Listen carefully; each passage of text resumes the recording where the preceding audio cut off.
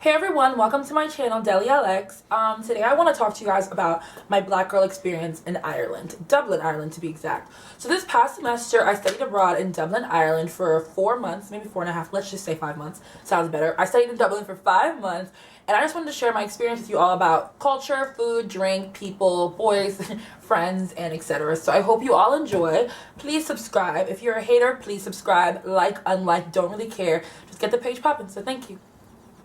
First impressions. So I've been to Europe maybe a good amount of times visiting friends and family, but no one that I've known other than like my friends from school had ever been to Dublin before. So I really wanted to get out and try something new. All of my friends were like, why Dublin? Like castles and grass. And I was like, I mean, yeah, that'd be cool. So Dublin, since I was in the city, there weren't any castles and grass, so that was wrong. It was a city just like any city center. But like once we went to like, other parts like Galway and stuff like that, there was grass and like the castles and stuff like that. Actually more grass, less castle, but it was kind of what you would consider, what you would think of when you would think of Ireland or when you think of Dublin and stuff like that. As like a first impression off bat, when my cousin picked me up from the airport, we got on the bus and I was just like, we were on the Beltway and I was like, this is not what I expected. But it was like the Beltway, so what was I really expecting? I don't know. I just put a lot of pressure on that moment because it was my first time out. I was like, Beltway, like this is not it. This looks like Maryland, but like, no, it's just a Beltway. I was just being dramatic. We went on like the Luas, which is one of the train stations there thing. And the people were talking to me and I had no idea what they were saying. Irish accents, some are extremely thick. And he's talking to me like, oh, where are you from? And I was what? Alright, like sorry. And I was asking my cousin, like, what did he say? And like even my last day there, this man was speaking to me at a restaurant and I still did not understand what he was saying. The accents are thick. So yeah, that was kind of something to get used to too. I just walked around, I took it all in. Beautiful city, just beautiful people, beautiful everything, honestly. Just I was completely pleased with my experience.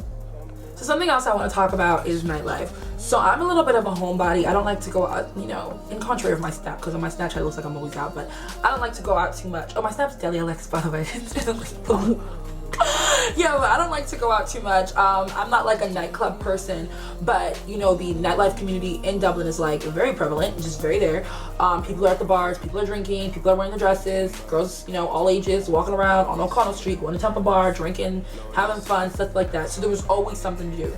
It was actually kind of interesting because when I first got to Dublin, I was going out a lot to the clubs and stuff because I feel like after 8 p.m. there's not much to do in the city except for go out, drink, have fun. So I would go out a little bit in the beginning and all that they would play was like Snoop and Dr. Dre. Like very weird. Like not that those are weird like music choices, just like in the club, like da da da da, like literally just playing like random songs, like stuff you can't even dance to, but people will still find ways to dance.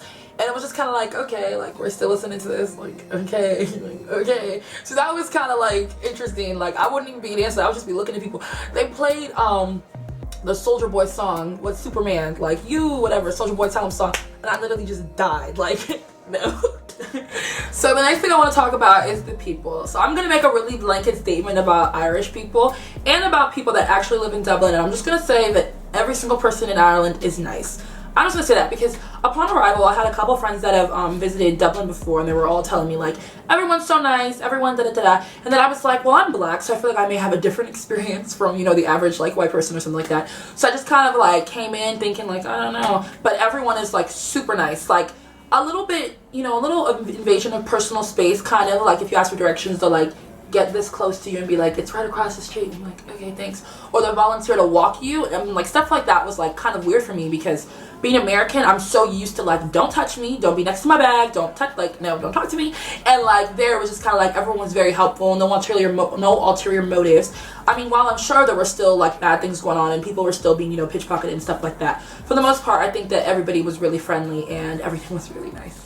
Where to go? So I feel like Dublin is one of those cities where there's nothing to do, but there's everything to do. So there are these three major streets or three major parts, and it's Temple Bar District, Grafton Street, and O'Connell Street.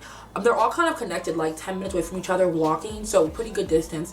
And Grafton Street had all the shopping, O'Connell Street had shopping and like random stores, and then Temple Bar had like all the clubs and bars. So on a given day, I would just go to O'Connell Street and then walk to Temple Bar and Grafton and just kind of see what was going on there.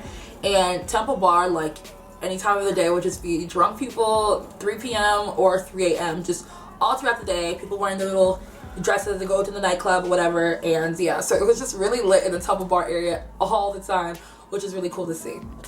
When it comes to friends and boys, I made absolutely no friends in Dublin. Like I said before, I had my cousin who lived in Dublin, Grace, love her. And she was kind of like, she took care of me. She was there, like, I would hang out with her. And then I had a lot of acquaintances in my classes. So I would, like, meet with people like, hey, girl, like, you know, like, oh, yeah, chat it up. But, like, I knew none of their names, like, couldn't tell you what they looked like anymore. Just, like, very cool people or whatever. But, like, I didn't have any friends. I met, like, somebody else while I was in Dublin. And, like, when I first came to Dublin, I was kind of, like, lonely and a little sad because, you know, it was cold and I was in a new area. I felt like I moved to a new city and knew, like, absolutely no one.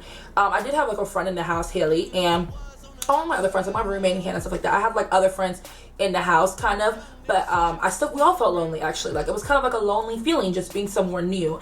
Then I met somebody, and meeting him just kind of made the whole city feel more comfortable. Since I was, like, comfortable with him, I was comfortable in this city. So even though things didn't work out, it's like, it still made my experience, like, that much better, because I feel like after that relationship, like, I was very comfortable in the city, and I felt, like, very at home. So I felt like at home with him, I guess. I don't even know why I'm talking about this. I'm just being honest with y'all. So yeah, that was a really cool experience. So the next thing I want to talk about is food and drink. Our food and drink. So food in Ireland, I think it's pretty normal. They have a really great, you know, foodie community. Italian food, French food, everything that you would like. There are, like, certain Irish, I don't want to say customs, or certain Irish plates, meals that you'd find, but I don't say, like, the locals eat those foods all the time. So there's, like, the Guinness pies. There are the Guinness pies. There are the Guinness pies, the traditional Irish breakfast, which you see everywhere, Irish coffee, stuff like that. And I've tried all of those too, great food. But then there were also, like, you know, normal restaurants, Italian food, like I said. The foodie community in Ireland is, like, it's very, like, out there. Like, I didn't even really expect that. They have, like, a really, like, not strange, but, like, kind of, like, unexpected donut community, which was interesting to see. I got really into donuts because of that, because there are new donut stores all over the place. I loved it. So that was pretty cool. With drinking, I'm not, like, much of a drinker. I don't drink when I go out with my friends, but I think I became somewhat of a drinker in Dublin. So I would just say drinking is kind of somewhat a part of, like, Irish culture, but not kind of in the drunk on the floor, although there were people that were drunk on the floor, but not kind of in the drunk on the floor, more as, like, a social standard. So, like, after a work meeting, you go get a pint at the bar, which I did not do, but, you know, people did. So drinking was kind of, like, normalized. It was just something that you did with people that you like and you talk to as you drink. And, you know, not everyone will be drunk, but I'm kind of a lightweight, so I was definitely not drinking pints at the bar. But what I would do is, like, I'd get a glass of wine with, like, all of my meals and stuff. So I would always go out for dinner and I'd get a glass of wine, and that kind of, like, accumulated. And, like, yeah, so I'd have, like, a nice glass of wine, and then I'd get a bottle, and then I'd drink, and then, you know, I'd get sleepy, and then I'd go to sleep, and then that was nice. But now that I'm back in the US and I'm underage, it kind of sucks, because I don't even feel like going out to dinner anymore because I can't have a glass of wine with my meal. So yeah. So the big and final question, what it felt like being black in Ireland. There are a lot of white people in Ireland. I think everybody knows that. There are people of other ethnic backgrounds too. Like, there were Nigerians, Koreans, there were everybody. Like, there were a lot of people there, but mostly, obviously, white Europeans, white Irish people. So that was, I don't know, it wasn't that big a deal. It was kind of like, after a while, like, whoa, like, everywhere, like, can't catch a break. But that's their country, so I don't even know if I can complain about that. But yeah. So that was something to get used to. As, like, being a black woman in Ireland, there were, like, things that I had issues with. One of the things would have to be just, like, access to basic things like ethnic hair care products, makeup. Just, if you wanted to get makeup, it would have to be, like, all top quality, like from the Brown Thomas, which is, like, the big department store, like MAC or Bobbi Brown and stuff like that. But if you wanted to get, like, a drugstore steal, it was just not possible. Makeup for, like, African American women or just darker colored women in general was just, there was not a community for it in Dublin. Like, it was ridiculous. I saw one braiding studio in all of Dublin. I do my own hair, so that wasn't that big a deal to me.